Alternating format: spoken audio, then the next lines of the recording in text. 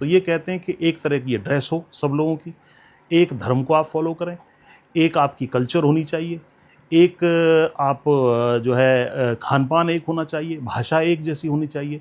तो ये आइडिया कहाँ से आ रहा है इनका? ये आइडिया डायरेक्टली अगर आप ये वी और नेशनहुड डिफाइंड किताब जो इनके दूसरे नंबर के सर संचालक हुए थे, इसको देखेंगे, वी और नेशनहुड डिफाइंड, गोलवलकर की ये किताब है, ये इनकी बाइबल समझ लीजिए या ये आइडियोलॉजिकल पुस्तक है इनकी। अच्छा। इसमें अगर आप मुझे अलाउ करेंगी तो चैप्टर 5 में ये कहते हैं कि Hindustan is the land of the Hindus and is the terra firma for the Hindu nation alone to flourish upon. What is to be the fate of all those who today happen to live upon the land, though not belonging to the Hindu race, religion or culture? मायने कि भाई हिंदुस्तान केवल हिंदुओं के लिए है और Hindu race religion के पनपने के लिए है, और बाकी लोगों का क्या होना है जो हिंदू फोल्ड से या हिंदू रेस रिलीजन को बिलोंग नहीं करते हैं। ये बहुत बड़ा प्रश्न है। आगे इसका जवाब ये खुद ही देते हैं, who fall outside the five fold limits of that idea, यानी कि हिंदू नेशन, कल्चर, भाषा, इससे बाहर हैं जो लोग, can have no place in the national life. इनका राष्ट्र की जो लाइफ है या राष्ट्र की जो धारा है उसमें इनका कोई स्थान नहीं है, unless they abandon there differences. अपने जितने भी उनके अंतर हैं, भाषा के, धर्म के या पहनावे के, adopt the religion, culture and language of the nation. एक ही तरह की भाषा, कल्चर और रिलीजन इनको अडॉप्ट करना पड़ेगा, and completely merge themselves in the national race. National race के अंदर मर्ज होना पड़ेगा। ये इनका खतरनाक आइडिया है। अब अगले पेज पर ये कहते हैं कि अगर इनको ये फॉरेन रेसेस कहते हैं, जो बाकी हिंदू रेस के बाहर हैं, वो उसको कहते हैं फॉरेन रेसेस। उसके बारे में कहते हैं, the foreign races in Hindustan must either adopt the Hindu culture and language, must learn to respect and hold in reverence Hindu religion, must entertain no idea but those of the glorification of the Hindu race and culture. तो यानी कि जो भी हमारे Hindu fold से बाहर है, विशेषकर इनका टारगेट मुसलमान है और ईसाई धर्म को मानने वाले हैं। ये लोग सारे के सारे हिंदुत्व को ही माने, हिंदुत्व की ही रेस्पेक्ट करें। और आगे कहते हैं, must entertain no idea but those of the glorification of Hindu race and culture of the Hindu nation and must lose their separate existence to merge in the Hindu race. अपना अलग जो आपका अस्तित्व है, पहचान उसको भुलाकर आप हिंदू रेस में मिक्स हो जाइए, और बाकी को कह रहे हैं कि जो रेस है वो विदेशी है। जी जी जी हाँ, यानी जो हिंदू धर्म के मानने वाले नहीं हैं। बिल्कुल। तो ये कहते हैं कि हिंदू धर्म के मानने वाले जो बाहर के हैं, जो भी हैं, वहां से आए हैं या ईसाई हैं या मुसलमान हैं विशेषकर, तो इन लोगों को हिंदू धर्म में ही लॉन्ग टर्म का इनका प्रोजेक्ट ये चल रहा है, मर्ज होना पड़ेगा। और मान लीजिए ये कहते हैं आगे के नहीं करते हैं ऐसा, तो or may stay in the country wholly subordinated to the Hindu nation. अगर नहीं मानते हैं तो हिंदू नेशन या हिंदुओं के नीचे उनको रहना पड़ेगा। Claiming nothing, deserving no privileges, far less any preferential treatment, not even citizens rights. वाह, यानी नागरिकता का अधिकार भी नहीं इनको नागरिकता का अधिकार भी नहीं मिलेगा। ये जो है वी और अ नेशनहुड डिफाइंड जैसी जो इनकी किताब है, इसमें दिया गया है। इसमें इन्होंने ये भी कहा है कि भाई इनका क्या इलाज होना चाहिए। तो इन्होंने जो हिटलर ने जूस के साथ किया, जो 60-65 लाख जूस को मारा, उसका भी ये समर्थन करते हैं। मुसलमानों को होना चाहिए। तो मुसलमानों के ऊपर भी शायद ये आजमाना चाहते हैं आगे जाकर तो के, ऐसा लग रहा है। ये तो हेट लिटरेचर हुआ।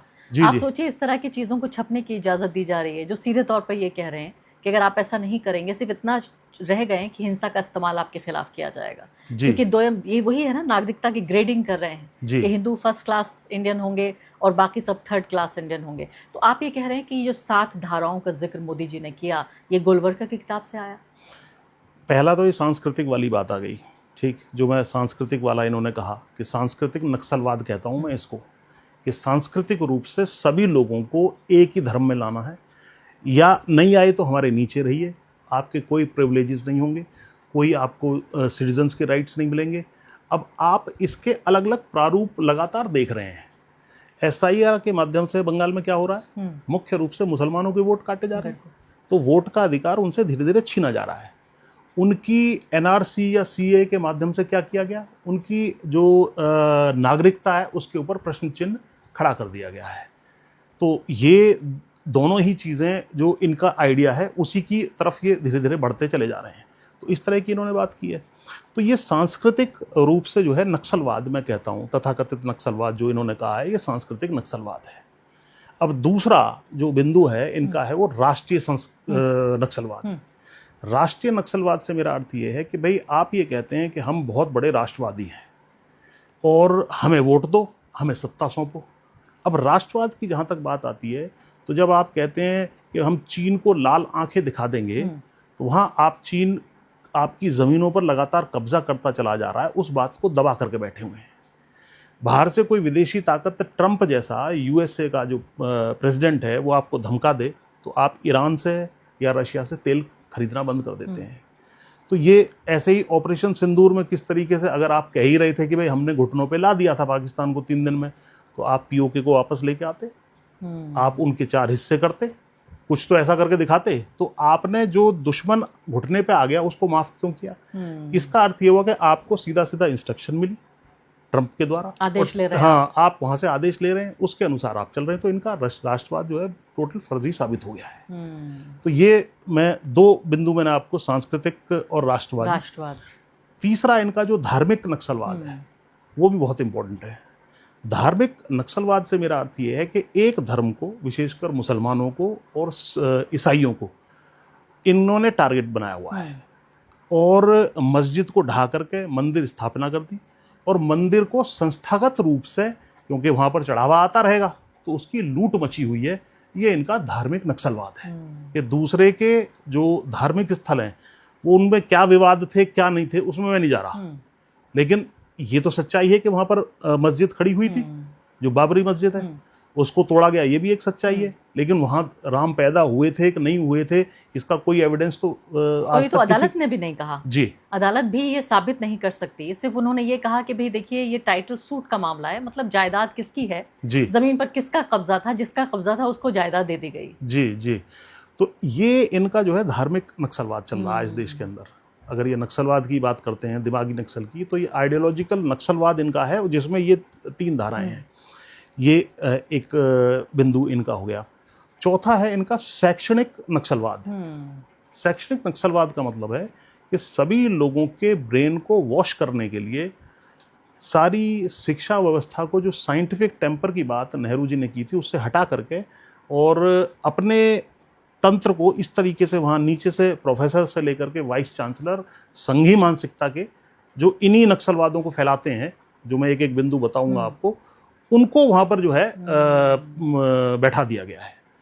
और सारी की सारी परीक्षा की व्यवस्था जो है इस तरह की कर दी गई है कि वहाँ पेपर लीक हो, और पेपर लीक की जब गहन जांच होगी, जब भी सरकार बदलेगी, तो परिणाम ये आएगा कि इन्होंने पेपर लीक करके अपने ही लोगों को वहाँ पर जो है एडमिशन देने का। बहुत बड़ी बात कह रहे हैं आप जी, यानी आप ये कह रहे हैं there is a method in the madness. बिल्कुल, लीक यूं ही नहीं हो रहा है पर्चा, किन लोगों को उस लीक के जरिए पहुंचाया जा रहा है, वो अहम बात है, बहुत बड़ी बात। बिल्कुल, ये अपने ही बच्चों को आप देख लेना, ऐसी बातें निकल के आई भी हैं कि फला के एक परिवार के 4 बच्चे नीट में आ गए, ठीक है, तो ये कैसे हो गए, बाकी लोग क्यों नहीं हो पा रहे?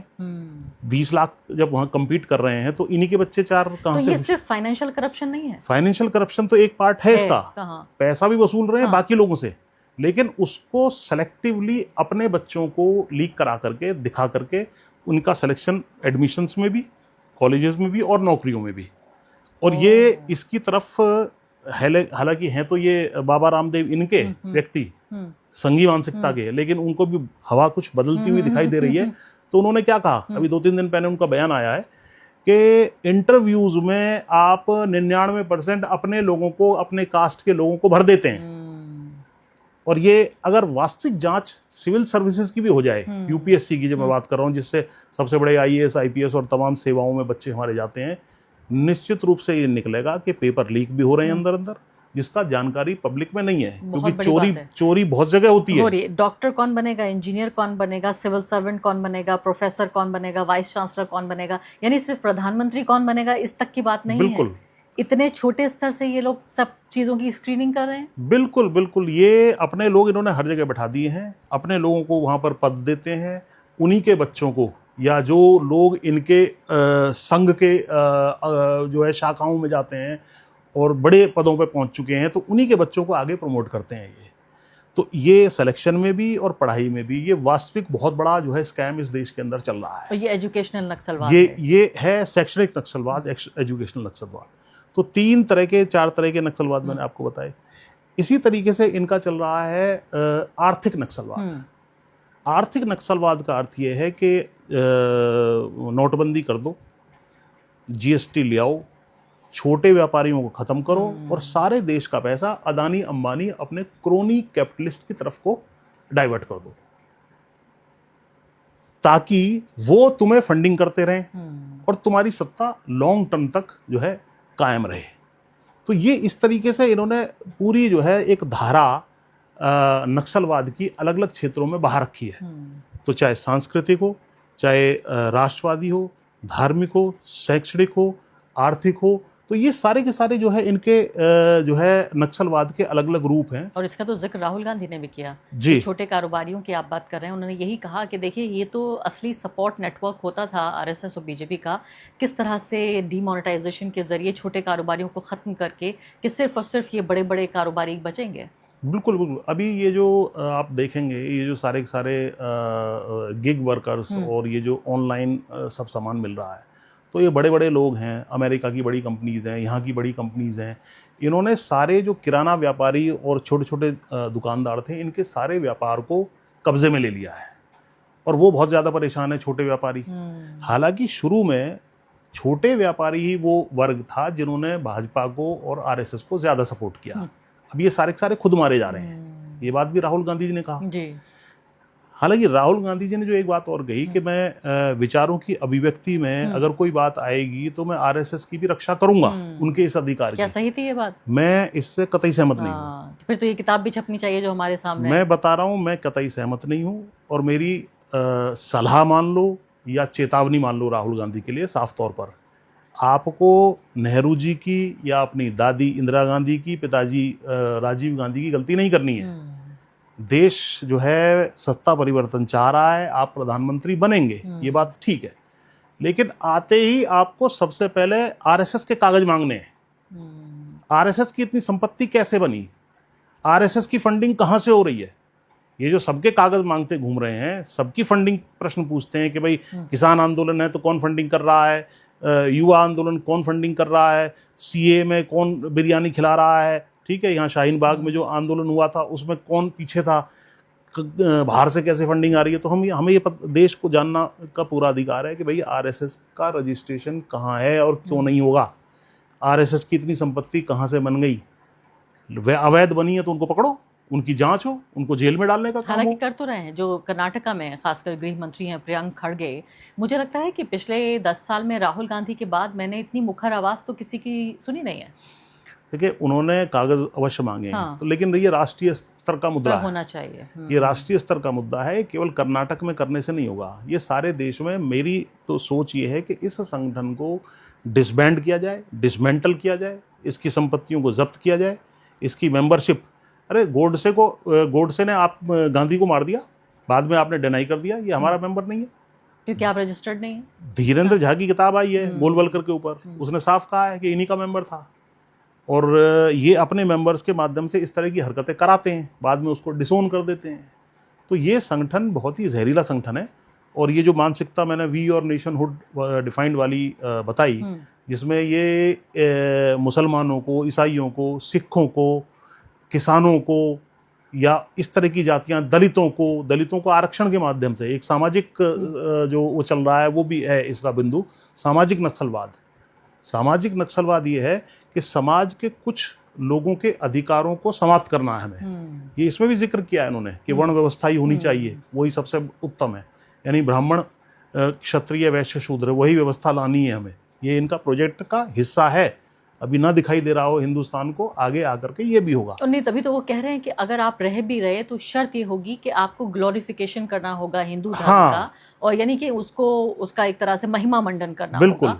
और वो भी जब हिंदू धर्म कहते हैं तो ये कौन से कोई यादवों की बात थोड़ी कर रहे हैं, दलितों की बात थोड़ी कर रहे हैं। तो जब ये कह रहे हैं हिंदू धर्म, इसका मतलब ब्राह्मणों की बात कर रहे हैं। है। बिल्कुल, जो ब्राह्मणवाद है, इनका सारा प्रोजेक्ट ये है कि हिंदुत्व के नाम पर भी सबको मूर्ख बना करके और ब्राह्मणों की सत्ता कायम करनी है। और कहना है हिंदू, लेकिन हाँ, कहना हिंदू है, कहना हिंदू है कि भाई हिंदू के माध्यम से सब आ जाएंगे, तो जाट भी आ जाओ, यादव भी आ जाओ, गुजर भी आ जाओ, और वास्तव में खुद संघर्ष नहीं करते सड़कों पे। इनके बच्चे स्वयं के पढ़ते हैं विदेशों में। शैक्षणिक व्यवस्था यहाँ पर शैक्षणिक नक्सलवाद के माध्यम से समाप्त कर दी, और अपने बच्चों की शिक्षा जो है करा रहे हैं विदेश के अंदर। तो ये बड़ा खतरनाक संगठन इस देश के अंदर चल रहा है, और मुझे बड़ा आश्चर्य हो रहा है कि इनके ऊपर जब बैन लगाया था सरदार पटेल जी ने, उसके बाद इस बैन को हटाना और इनको पल्ले पोसने देना, कहीं ना कहीं नेहरू जी जो थे थोड़ा लिबरल माइंडेड थे। उनका ये था कि चलो हमारे बिस्तर में 2-4 सांप भी सोते रहेंगे कोने में।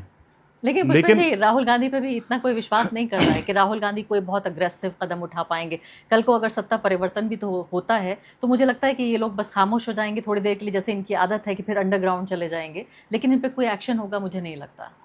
देखिए, मैं तो साफ साफ कह रहा हूँ और ऑन कैमरा कह रहा हूँ कि इनके अगेंस्ट सख्त एक्शन करने की आवश्यकता है, इनको बैन करने की, और कोई आइडिया बचना ही नहीं चाहिए। ये जो वी और नेशनहुड डिफाइंड वाला आइडिया है कि ये केवल हिंदुओं के रहने का स्थान है, और हिंदुओं में भी ब्राह्मण ऊपर बैठेगा, बाकी सबका एक्सप्लॉयटेशन होगा। दलित के आरक्षण के ऊपर भी, जो सामाजिक नक्सलवाद में कहता हूँ, दलित के आरक्षण के ऊपर पूरा इनका फोकस है। दलितों का आरक्षण कैसे खत्म हो, इससे बहुत ज़्यादा ये चिड़े बैठे हैं। अभी पिछले दिनों आरक्षण हटाओ करके एक पार्टी या एक संस्था इंस्टाग्राम पे बनाई थी, कई मिलियन फॉलोअर्स आ गए। जी। तो इनका आइडिया क्या है कि दलितों को जो स्पेशल राइट्स मिल रहे हैं, क्योंकि दलितों के बच्चे नहीं पढ़े, ना ही अफसर बने, ना ही इनको कोई अधिकार मिले, तो ये सबसे बढ़िया काम हमारे लिए हो जाएगा। तो हम कम से कम अपनी सत्ता मेंटेन रखेंगे। और उम्मीद है कि दर्शक जो हमारे बेस्ट जज हैं, जिन्हें हम कहा जाए, वो इस बात को सुन रहे हैं। अब मैं आपसे अगला सवाल पूछना चाहती हूँ, जो भविष्य को लेकर सवाल है कि अभी जबकि हम इस क्षण को समझने की कोशिश कर रहे हैं कि राजनीतिक सामाजिक तौर पे हम किस दौर से गुजर रहे हैं, आने वाला जो दौर है जिसमें उत्तर प्रदेश का चुनाव है, इसके बाद 2029 तो थोड़ा सा दूर है, विपक्ष की जो स्ट्रैटेजी है, क्या विपक्ष भी समझ रहा है या सिर्फ मैं और आप समझ रहे हैं यहाँ बैठ के बात कर रहे हैं? देखिए, जो अमित शाह ने किया या इसने किया, उसके अलावा इन्होंने जिस तरीके से संस्थाओं के ऊपर कब्जा किया है, वो चीज़ भी आपके माध्यम से दर्शकों के तरफ सामने स्पष्ट होनी चाहिए। देखिए, पॉलिटिकल थ्योरी ये कहती है कि भाई समाज ने अपने आप को एक संविधान सौंपा कि संविधान के तहत जो है कोई भी सरकार आएगी वो गवर्न करेगी, और अगर वो गवर्न नहीं करती है उसके अनुसार तो अलग अलग संस्थाएं बनी हुई हैं। तो सबसे पहला इन्होंने कब्जा किया चुनाव आयोग के ऊपर। चुनाव आयोग पीसफुल तरीके से पावर ट्रांसफ़र करने का एक संस्था है, यानी कि भाई किसको सत्ता सौंपनी है, लोग जिसको वोट देंगे उसको सत्ता सौंपनी है। लेकिन यहाँ तो जो रेफरी है, जो हारा हुआ है, उसको जिता रहा है। 240 जो इनकी संख्या आई है 2024 के चुनाव में, मैं नहीं मानता इनकी 240 आई है। इन्होंने भारी बेईमानी की है, वोटों को काटा गया है, ऊपर नीचे वोटिंग परसेंटेज की गई है अपनी एडवांटेज के हिसाब से। SIR में और बंगाल के चुनाव में तो सारे देश ने देखा। बिहार का चुनाव जो ये हुआ था, वो उसमें भी इसी तरह की हरकतें हुई। उससे पहले हरियाणा में हुई है, महाराष्ट्र में हुई है। महाराष्ट्र में एक तरफा 2024 में जीत रहा है लोकसभा में विपक्ष, और 4 महीने बाद ही वो धराशायी हो गया बुरी तरीके से। तो ये कौन विश्वास कर सकता है इस चीज़ को? तो ये सारी जो है ज्ञानेश गुप्ता नाम का जो चीफ इलेक्शन कमिश्नर, यानी केंद्रीय चुनाव आयुक्त, जिसको मैं केचुआ कहता हूँ, केचुआ, इस व्यक्ति के माध्यम से हो रहा है। ये क्या करते हैं कि एक दागी किस्म का व्यक्ति चुनते हैं, जिसकी फाइल हो, जिसको दबाया जा सके, जो तुम्हारी बात सुने। तो ये बहुत बड़ा जो है, जो अगर चुनाव के माध्यम से पीसफुल ट्रांसफर ऑफ पावर ना हो तो फिर आदमी के पास क्या तरीका बचता है? खैर, आप चुन के आ गए, उसके बाद आप इस मुद्दे को कहाँ उठा सकते हैं, या जनता के मुद्दों को कहाँ उठा सकते हैं? पार्लियामेंट में उठा सकते हैं। पार्लियामेंट में भी आपने एक पार्टीशन पक्षपाती स्पीकर वहाँ बैठा रखा है, वो किसी की भी का माइक बंद कर देता है। राम मंदिर की चंदा चोरी की, चढ़ावे की चोरी की इतनी बड़ी घटना है, क्या डिस्कशन इन्होंने करने दिया? क्या ये पुलिस एट्रोसिटीज़ जो बच्चों के ऊपर हुई, इन्होंने डिस्कशन उसका करने दिया? पूरी पार्लियामेंट का सेशन वॉश आउट हो गया, लेकिन इन्होंने डिस्कशन नहीं होने दिया। FIR दर्ज नहीं होने दी। कह रहे हैं अपनी SIT बिठाएंगे हम, जिसमें पुलिस प्रशासन किसी पे विश्वास नहीं है और एसआईटी ने सबको आजाद कर दिया। जी जी जी। अब कोई गुनहगार बचा ही नहीं, जी। यानी चंदा में डकैती हुई ही नहीं। तो मैं कह रहा हूँ, चाह रहा हूँ कि भाई ये लेजिस्लेचर जो है हमारी, ये संसद फेल हो रही है। अब इनकी शिकायत लेकर के कोई कहाँ जा सकता है कि भाई सुप्रीम कोर्ट में जाओ, और वो व्यक्ति बैठा हुआ युवाओं को कॉकरोच बता रहा है। राम मंदिर चढ़ावे की PIL उसके सामने गई तो कह रहा है आराम से कर लेंगे, जल्दी क्या है, सब लोग सपोर्ट करके भाग जाएंगे, पैसे को सबूत गायब कर देंगे, उसके बाद करोगे।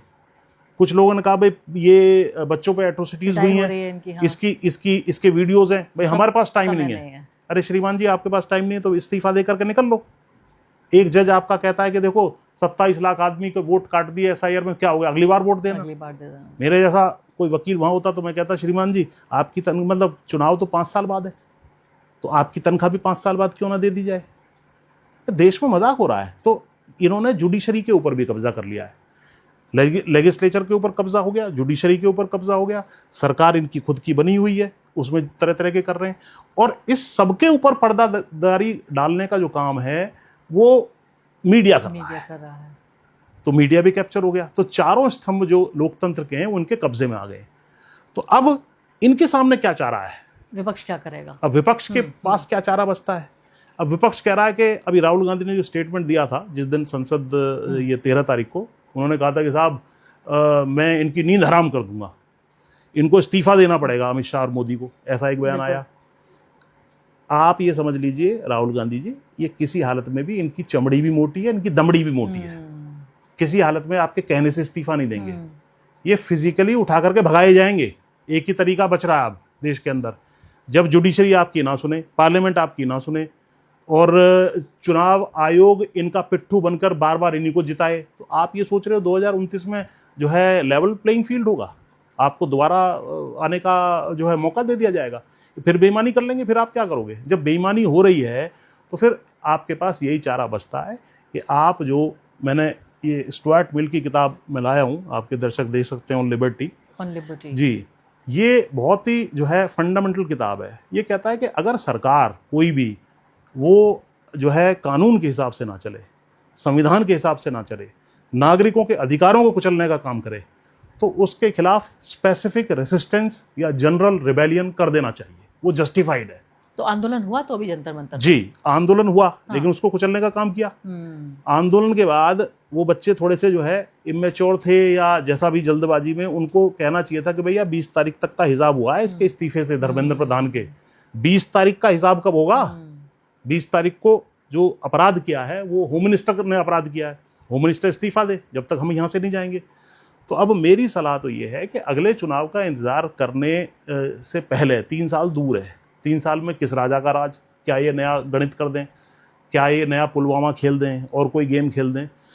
तो राहुल गांधी को तमाम संगठन, जो किसान संगठन है, मजदूर संगठन है, यूथ संगठन है, पॉलिटिकल पार्टीज हैं, इनको बुलाना चाहिए, और दिल्ली को जो है रामलीला मैदान ले ले या जंतर मंतर, उस पर एक विशाल आंदोलन खड़ा कर देना चाहिए। अगर ये राहुल गांधी, ये पॉलिटिकल पार्टीज ये सोचें भैया जेनजी अपने आप कर लेगा, किसान अपने आप मर जाएंगे, हम सत्ता में आ जाएंगे, तो माफ कीजिएगा ऐसा होने वाला मतलब इंतजार कर रहे हैं कि बीजेपी जाएगी तो हम हम आ जाएंगे। ये आपकी गलतफहमी है। यहाँ तो ये समझिए कि मुसलमानों को तो दम निकलने को हो रहा है और आप कुछ भी करने को तैयार नहीं है। किसानों का दम निकलने को हो रहा है, युवा मतलब बिल्कुल अपने भविष्य से आजिज आ चुका है। किस तरीके के हालात यहाँ बने हुए हैं, आप ये सोचें कि स्वतः ये लोग आंदोलन करें और मैं सत्ता में प्रधानमंत्री बन जाऊं, ये चीज अब चलने वाली नहीं है। आप लीड करिए, आप लीडर हैं। सब कुछ शांतिपूर्ण तरीके से होना चाहिए, शांतिपूर्ण तरीके से आप इसकी परमिशन मांगो। ये परमिशन नहीं देंगे गारंटीड, ये कहेंगे कि भाई हम कोई परमिशन नहीं देते, तो आप दिल्ली घेरो, दिल्ली की ब्लॉकेड शांतिपूर्ण तरीके से करो जिस तरीके से किसानों ने की थी। आप टारगेट बनाइए, अखिलेश यादव से कहिए 25 करोड़ लोग हैं यूपी में, तुम चाहते हो यूपी का मुख्यमंत्री बनना, तो अखिलेश यादव जी 1 लाख आदमी लेकर के यूपी गेट पे आके बैठिए।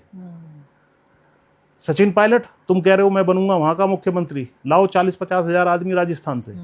हुड्डा तुम भी लाओ 1 लाख आदमी, पंजाब वाले लाओ, जो इनके सांसद हैं वो 10-10, 5-5 हजार आदमी लाएं, जो इनके विधायक हैं वो 2-2 हजार आदमी लाएं, किसान संगठन वहां जुड़े। आप ये सोचो, जब गेम अनफेयर नहीं है तो आपको स्पेसिफिक रेसिस्टेंस, जो स्टुअर्ट मिल कहते हैं, ऑन लिबर्टी किताब में ये करना पड़ेगा और ये और सब कोई तरीका संविधान नहीं। के हिसाब से जायज़ है। आंदोलन जनता का भी हक है, पॉलिटिकल पार्टी का भी हक है। और आप सही कह रहे हैं कि जब नाजायज़ तरीके से सत्ता पर कब्जा किया हो तो जायज़ तरीके से चुनाव के जरिए कैसे बाहर किया जाए।